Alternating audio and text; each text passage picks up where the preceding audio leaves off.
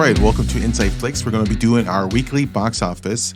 Rich, give us the movies that made the top 5 this past weekend. Well, this past Labor Day weekend, the number one film in America is Top Gun Maverick with $7.9 million. Coming in number 2 is Brad Pitt's Bullet Train with $7.5 million. Coming in number 3 is DC League of Super Pets with $6.7 million. Number 4 is Spider-Man No Way Home re-release with $6.5 million. And rounding out the top 5 is The Invitation with $6.1 million. Early in this weekend, the re-release of Spider-Man was going to be number 1. But once you get to the 4-day weekend, it seems like Top Gun took the top spot. And so were you surprised to see that it took the top spot? I wasn't that surprised because I really thought the Top Gun Maverick would be number 1 again eventually. I didn't know it would beat Spider-Man No Way Home re-release. But I didn't realize that Bullet Train could do almost just as well as Top Gun this week. Well, we should add, this weekend did extremely horribly. Oh, yeah. So in the big picture of things, all of these movies did pretty poorly. No, I would argue that the re-releases, Spider-Man and Jaws, did really well, much better than I think people were expecting. And again, just Top Gun Maverick being back on top, number 1, pulling in those numbers for the weekend after like just what you're saying, after the movie's getting released on VOD is amazing. Those are great numbers right there. Everything else though is embarrassing, especially Honk for Jesus Save Your Soul, which came in at number 14, the only new release of the week. Well, let's look at the rest of the top 10. Rich, give us the rest of the top 10. Number 6 movie is Beast. Number 7 movie is Minions: The Rise of Gru. Coming in number 8 is Thor: Love and Thunder. Coming in number 9 is the re-release of Jaws, which earned $3.3 million.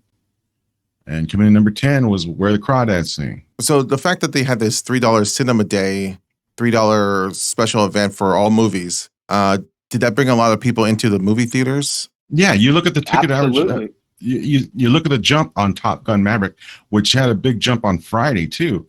But Bullet Train, that's the one where they gained the most, better than their Friday.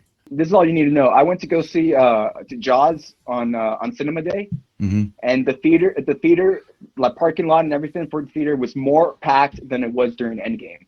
Cinema Day was a huge success. I mean, everyone went out to this. Right. I think if it weren't for the Cinema Day, every movie would have came in with about like $2 million in the box office. I think it's safe to say that moviegoers do want lower movie tickets. It's not just the tickets, because during the Cinema Day, in a lot of theaters, popcorn and drinks were also heavily discounted. That's true. And I imagine that also encouraged people and families to go to the movies. Also, this is a hot ass summer. Yes. Yeah, but the event clearly worked. Yeah. And they should do it again. All right, let's look ahead to next week. Rich, tell us which movies are coming out in wide release for this Friday. The only 2 movies that are coming out wide, from what I could tell, is the new horror film Barbarian and Medieval, and also in a new Indian film called Brahmastra Part 1 Shiva. And is there any films in limited release? Oh, opening up on September 13th in additional theaters, it will be Clerks 3, which will have a much wider release for that film. All right, so what's your predictions of what movie's going to take the top spot? Easily Barbarian. Barbarian's getting a lot of buzz online.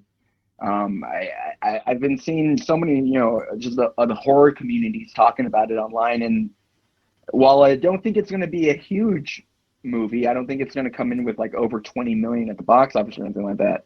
I do think it's going to be number 1, and I do think it's going to probably make 12 million. We'll see. 12 million? Barbarian? No I think so, because there's nothing out. If The Invitation can make 8 million with no advertisement at all. Well, I wouldn't be surprised about Brahmastra Part 1.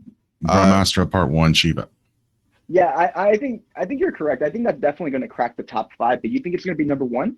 Yes. I wouldn't discount it. It really seems like this year has been the year of India films. They have breaking out in big ways. And I'm not just talking about RRR, but there's been a number of films that kind of broke into the top 10 during this year in the U.S. box office. That's true. There have been a lot of Indian films that have been, cracking very high in the top 10. So I wouldn't be surprised if this was number one. I wouldn't be surprised if this makes it into the top five. Let me just say that. I think it's definitely going to be making a top five, but I think it's going to make under 5 million.